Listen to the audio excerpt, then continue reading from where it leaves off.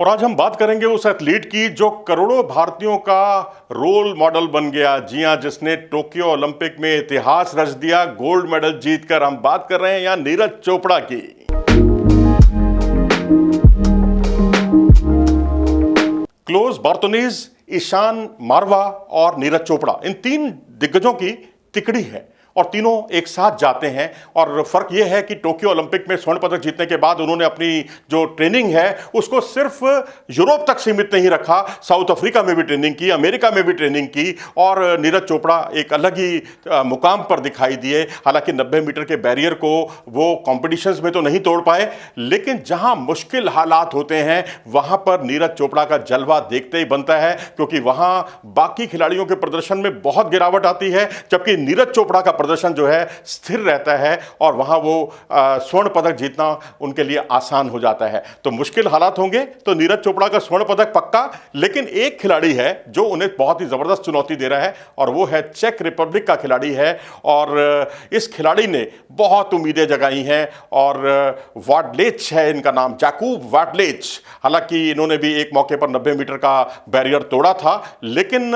एक कंपटीशन में इन्होंने नीरज चोपड़ा को 2 सेंटीमीटर के दायरे से पराजित कर दिया था। और यानी वो यहाँ पर मौजूद हैं और उन्हीं से सबसे अधिक चुनौती उनको मिल सकती है। वैसे नीरज चोपड़ा के बारे में मैं आपको बता देता हूँ कि टोक्यो ओलंपिक खेलों में 87.58 का इनका जो है कुल मिलाकर प्रदर्शन रहा, यानी इतनी दूर इन्होंने भाला अपना फेंका था। और उसके बाद 2022 दोहा डायमंड लीग की बात करें तो 88.67 का इनका प्रदर्शन रहा। उसके बाद वर्ल्ड चैंपियनशिप में सिल्वर मेडल, वर्ल्ड चैंपियनशिप में गोल्ड मेडल जीतने वाले इकलौते भारतीय, ओलंपिक में गोल्ड मेडल जीतने वाले इकलौते भारतीय एथलीट। और उसके अलावा अगर आप देखेंगे तो 88.17 इनका प्रदर्शन था जब ये वर्ल्ड चैंपियन बने थे 2023 में। बहुत पुरानी बात नहीं है, लेकिन 2022 में इन्होंने एशियन गेम्स का गोल्ड मेडल जीता। जो इनके पुराने कोच थे उन हॉर्न, उनकी अगुवाई में इन्होंने कॉमनवेल्थ गेम्स का और एशियन गेम्स का गोल्ड मेडल अपने नाम किया था। और इतना ही नहीं,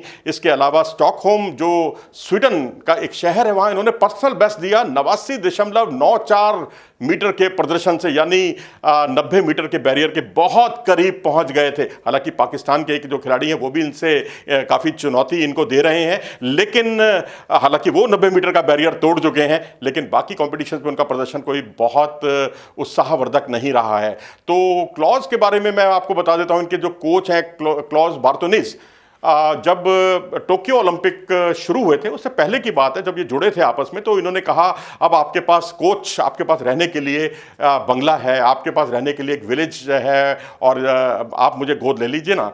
तो वो बस सिर्फ मुस्कुरा दिए थे। और जब इन्होंने ओलंपिक का गोल्ड मेडल जीता, ये मारवा साहब ने ये बात किस्सा बताया है, ईशान मारवा जो उनके फिजियो हैं, उन्होंने इसका बहुत ही मज़ेदार तरीके से इस किस्से का बयान किया है। उन्होंने कहा कि अब तुम्हारे पास, उन्होंने नीरज से सवाल किया, अब तुम्हारे पास ओलंपिक गोल्ड है, तुम्हारे पास धन दौलत है, बहुत अच्छा खासा पैसा है तुम्हारे पास, तो अब तुम मुझे गोद ले लो। यानी ये इस तरह के हंसी मजाक के जो लम्हे हैं वो इनके बीच में चलते रहते हैं। और क्लॉज की सबसे बड़ी खूबी है कि अब वो कुछ हिंदी शब्दों का इस्तेमाल भी खूब करने लगे हैं। जैसे वो कहते हैं कि पहाड़ की तरह आपके पास दृढ़ संकल्प होना चाहिए। दृढ़ संकल्प तो नहीं बोलते खैर वो, लेकिन पहाड़ जैसे शब्दों का इस्तेमाल करते हैं, धनुष जैसे शब्दों का इस्तेमाल करते हैं। खैर ये तो हुई एक हल्की मजाक, हल्की फुल्की बात, लेकिन इस बार नीरज चोपड़ा को अगर टक्कर कहीं किसी से मिल सकती है तो वो है चेक रिपब्लिक के खिलाड़ी वाडलेच। जी हां, जैकूब वाडलेच नाम नोट कीजिएगा।